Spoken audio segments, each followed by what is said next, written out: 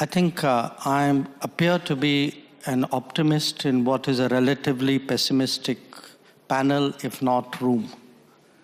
So I'll begin by sticking up my finger, and don't take it badly, it's the index finger. The mark you see on my nail is a mark of a person who's just voted. We just had an election in my state, just over. Last year, we had a national election. In Indian elections, roughly 2/3 of eligible voters vote. At the national election, electorate of about 900 million, about 700 million voted. We count the votes in a single day. Nobody disputes the result after it's announced. And if you look, and by the way, from the time we started voting in the modern era, 20% people more vote today than they did decades ago. So the first message that somehow democracy is in trouble globally, worldwide, I'm sorry, I have to differ with it. I mean, right now, we are living well, we are voting well, we are optimistic about the direction of our democracy, and for us, democracy is actually delivered. Senator, you said that, democracy doesn't put food on your table. Actually, in my part of the world, it does. Because it actually, today, because we are a democratic society, we give nutrition support, food support to 800 million people.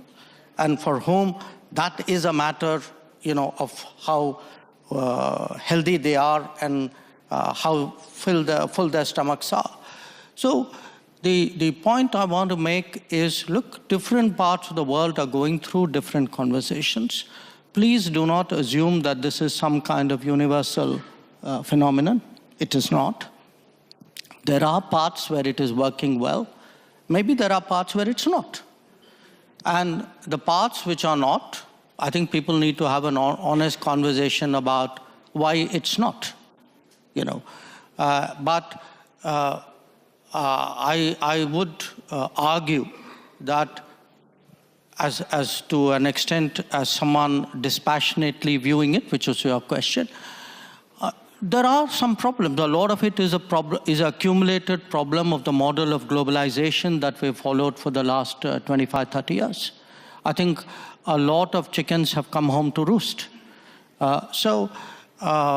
Yes, there are issues, but from our perspective today, for us, democracy is delivered. We have a visibly less elitist society.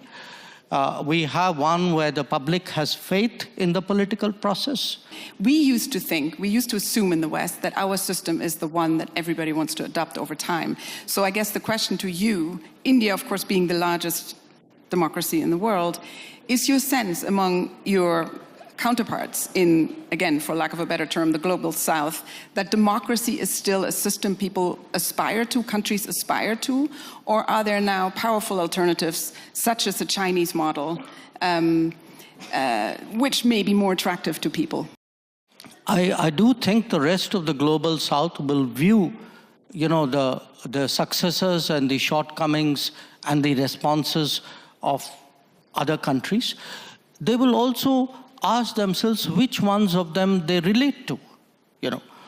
I would argue that in many ways, India, because it's historically been an open society, one very much linked with the world, many countries of the global South are more likely to say the Indian experience is more transposable to their societies than perhaps those of others.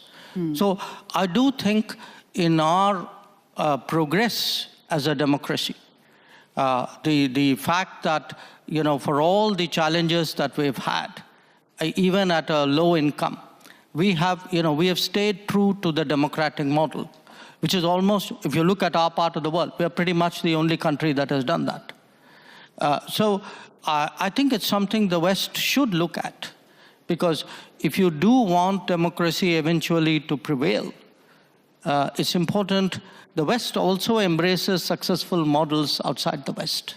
I would challenge the equation of, liberalism in a kind of an international way with democracy. I do think different societies have their own cultures, their own values, their own ways of doing things.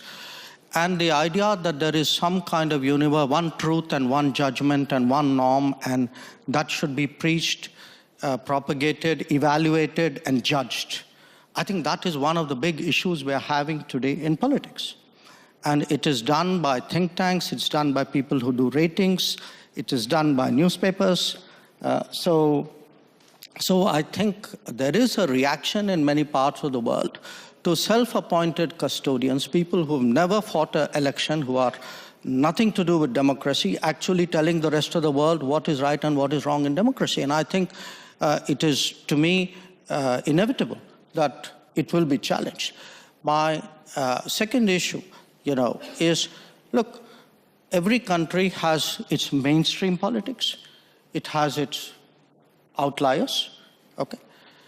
If I were to look, for example, at how much Europeans, Westerners, reach out to outliers in those societies. If I were to look at what do Western ambassadors do in India, if my ambassadors did a fraction of that, you would all be up in arms.